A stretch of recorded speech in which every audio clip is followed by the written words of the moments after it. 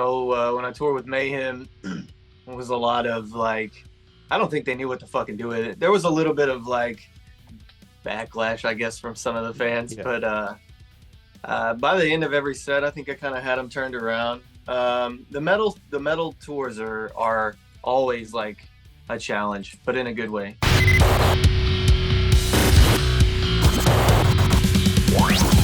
Today we're joined with the one and only James Lollar of GOST. Such an incredible act who combines dark synthwave with extreme metal. We talk about his experience bringing it to life, being able to cross multiple genres, making music for video games and films, and that absolute special feeling when you just let go and are able to connect with an audience. Also has a brand new album titled Prophecy, which you can listen to right now. And even prior to this interview, I got a little pre-release. And to be totally honest, I couldn't stop listening to it. It was on a consistent rotation as I was doing things around the house or working on some edits. And yeah, it's just an absolute vibe. And we jump right into this interview right after I told him what I told you right now. Again, couldn't stop listening to Prophecy. Go check it out. But right now, let's jump into the mind and soul of James Lollar of GOST.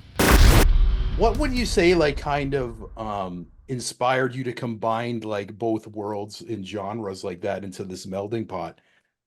I don't know, man.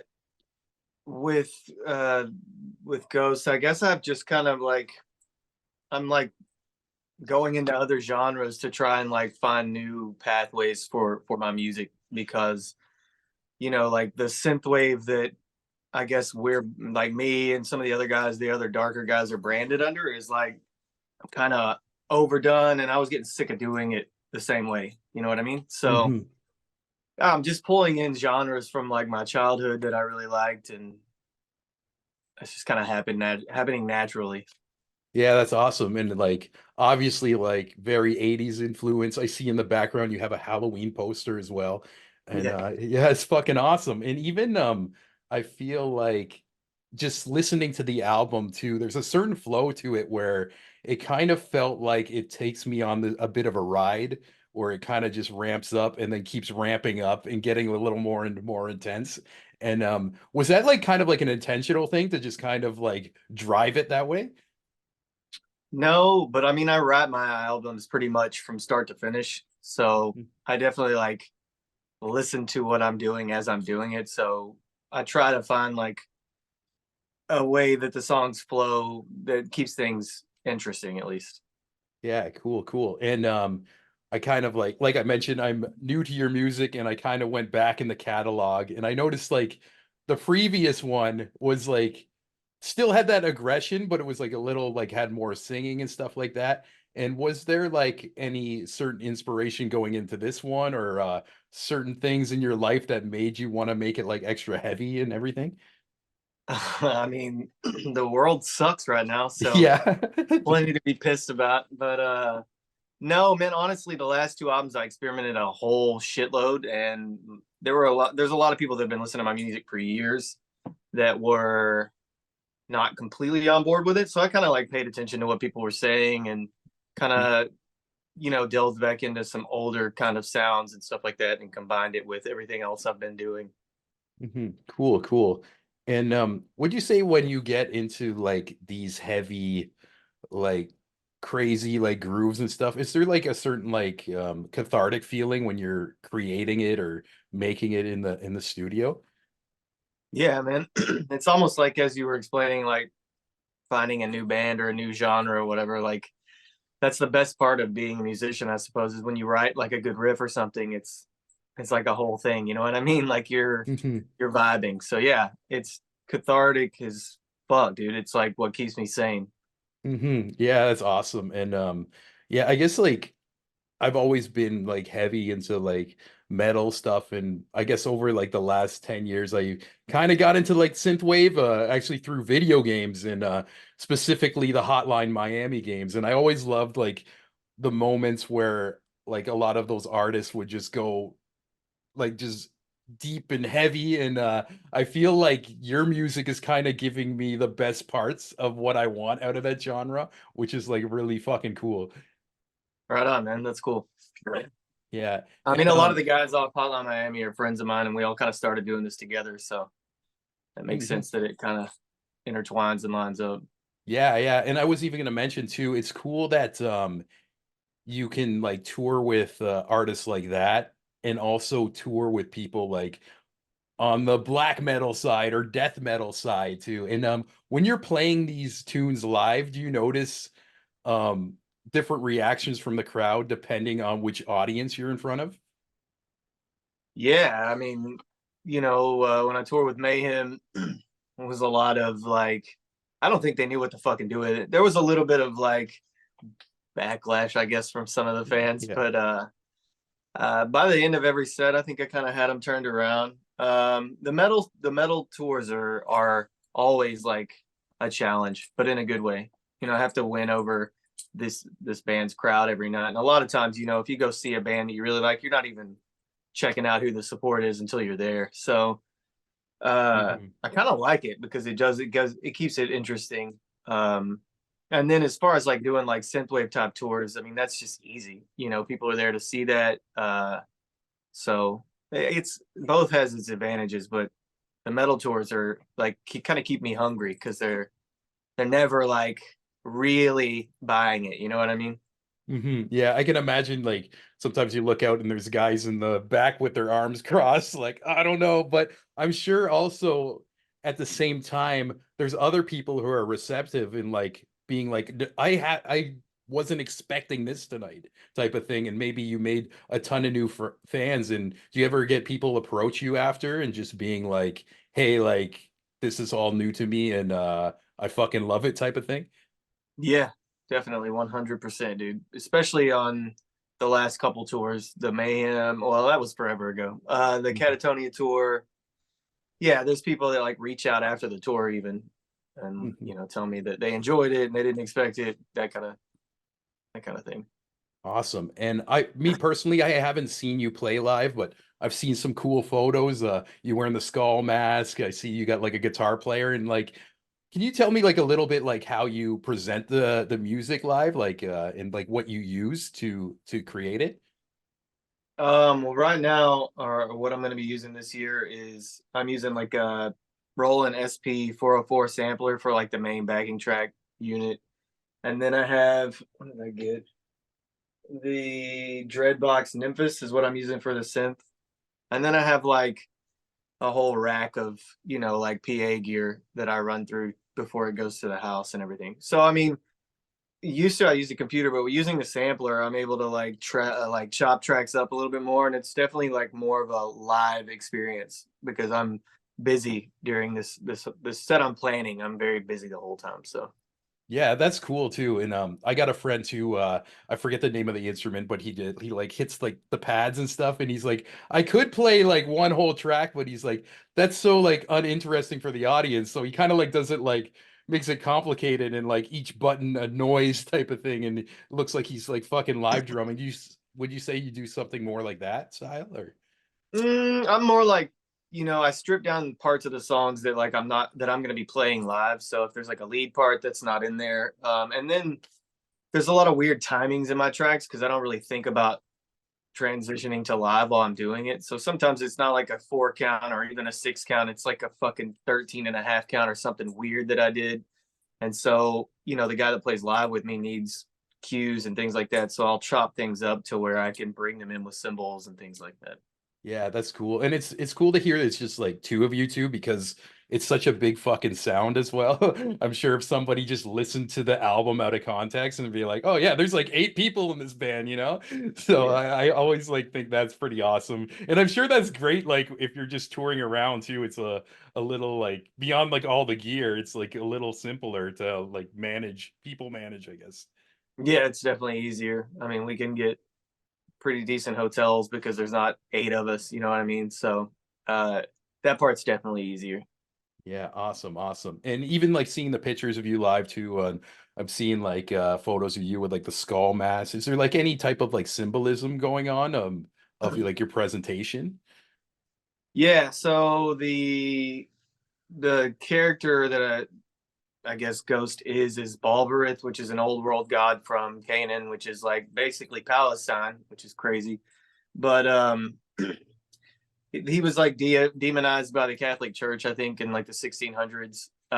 So he was just like their god of fertility, I think. So I wanted to bring in, kind of like some anti-Christian type religious ideas, and then the skull mask, since everything kind of comes from like a slasher, Mm. background. It's more like I always thought it'd be cool if there was a slasher movie where the first victim, their skull, ended up being the mask for the rest of the movie. So that's Oh, kind cool. Yeah, and your music is pretty like cinematic as well. Has any filmmakers ever approached you to asking for like maybe soundtrack work? yeah, I've been approached a few times. Let's see, there's a movie called Bloodfest. I think there's like two movies where it's like you go to a horror fest and then the horror fest is real and they try to kill you. Well, it's one of those. They asked me Oh, to cool. I tried to score that and it just didn't really work out. So they just ended up using a couple of my tracks. But there's been a few times. It's just that's a whole different like set of like learning curves, because it's a different program that you score in to get it to sync up with the pictures and everything. So uh I've been approached. It's just never really worked out. Yeah, yeah, I can imagine it's just like a whole different creative process too, but that's also got to be exciting to kind of like figure out as you're like watching visuals and being like, okay, how can I set the tone type of thing? And aside from making an album where it's just all sonically like, I want this to happen right now type of decisions. Yeah, it's definitely different. I definitely have more fun writing songs than I do scoring games or movies or anything like that. Yeah, I can imagine it's just a little more loose and freeing and everything. And yeah, that's fucking cool. And yeah, even like speaking of games, as I was first listening to Prophecy and I was like halfway through, my mind was just like, I just want to fucking rip video games and crank this music type of thing. And yeah, I noticed I ended up going on your Spotify and looking at the albums in the past, and you actually did a soundtrack for that indie game that the Textorcist as well. Yeah. And would you say that was like kind of more like the style of I guess scoring for a movie or whatever, or did you just make a bunch of like custom tracks for them and they took it and Yeah, no, they were easy. They were like an anomaly as far as gaming companies go. They just gave me full freedom and they didn't come back with any advice. So yeah, I just got to write whatever I wanted. yeah, awesome, awesome. And I can imagine are other like video game developers approaching you? Yeah, I've got a few, two or three tracks in the new Ghostrunner 2 or whatever it is. I think it's a like a first person type game. And that was I wrote those songs specifically for that soundtrack. Uh, but they were a lot more hands on than like say the Mhm. Textorcist because they wanted specific things. Yeah, cool, cool. And are you a gamer yourself?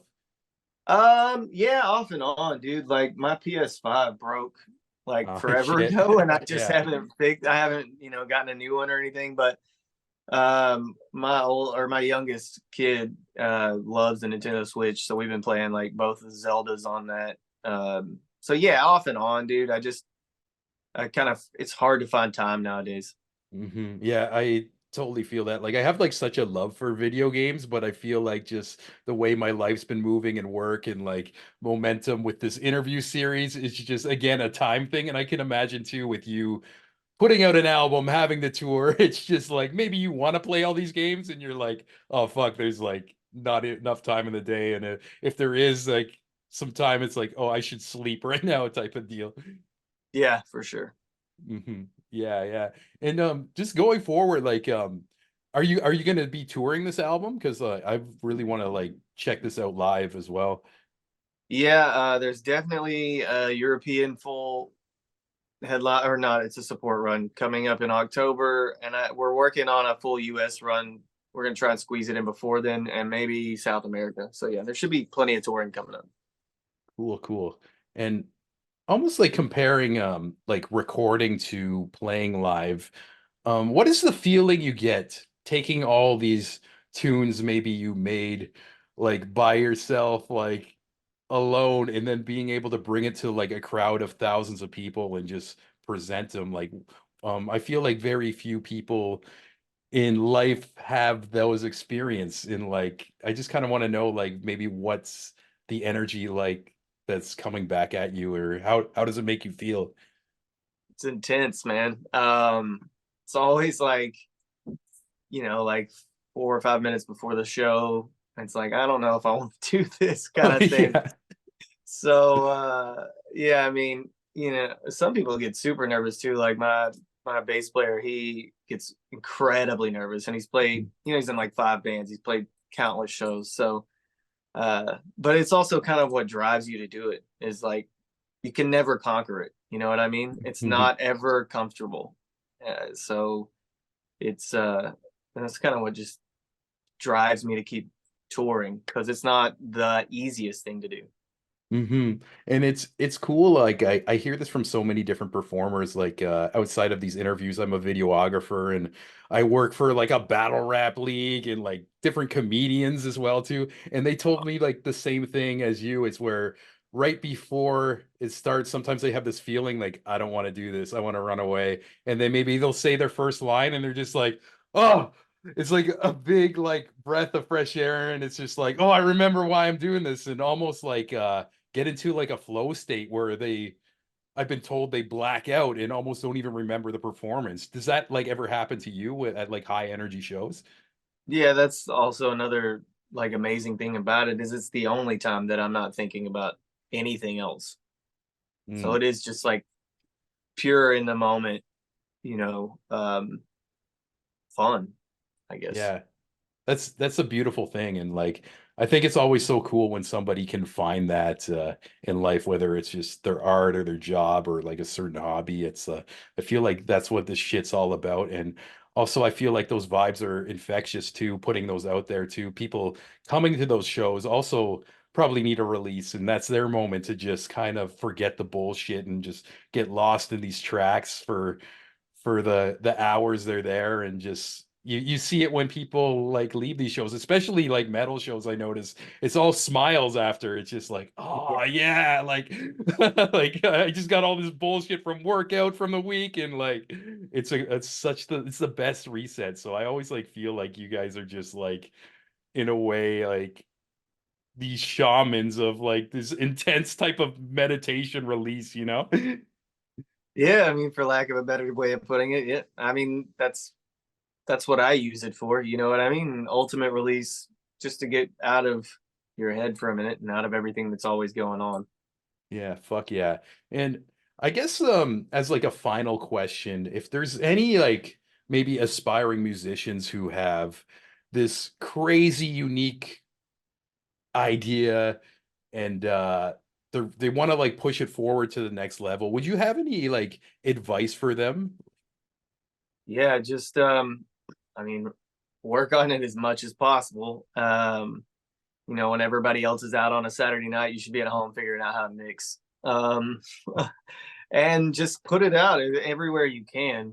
Every streaming service. You just There's so much luck involved. You know what I mean? But you have to make it available, and you have to work on it to hone your craft. So work really hard and put it everywhere you can. Just get as many ears on it as possible. Well said, James. Well, thanks for taking the time to talk to me today. It's a pleasure to meet you again. Right now, Prophecy's my album of the year, and I'm excited for people to hear this. Hell yeah, man. Thanks so much. Hope you guys enjoyed that chat with James of Ghost. Like we mentioned, Prophecy is out now. Definitely check it out. It's such a great vibe. And let us know what you think of the album. Personally, like I mentioned over and over, it's been in my constant rotation. And yeah, kudos to James for all his hard work. And it's cool to catch him around this release. And before we ride off into the sunset, I can't go without thanking all you legends on our Patreon page. First up, the biggest thanks to Mike Carniello of the Testing with Mike YouTube channel. If you're into electronics, technology, how they work, and most importantly, how to fix them, go check out Testing with Mike on YouTube. Also, another huge thanks to Amanda McKnight of Top 10 Nerd, beyond hosting Top 10 Nerd and talking to millions of subscribers. Amanda has her very own YouTube channel that you should definitely check out. Soak in some good vibes, learn about some comic books, video games, movies, and all things nerdy. Just search for Amanda McKnight on YouTube. Another big thanks to the wonderful Jenny Potter, the legend Devin McBride, back-to-back double impact Allens, our number one gent Alan Kent, and bigwig Alan Briggs with the extra generous top tier Patreon subscription. And another big thanks to our favorite soul singer, Saber. I saw an Insta story. She's got some new music coming out real soon. And last but not least, Francis Coffer, aka my mom. If you want a shout out at the end of every episode and also get these episodes early,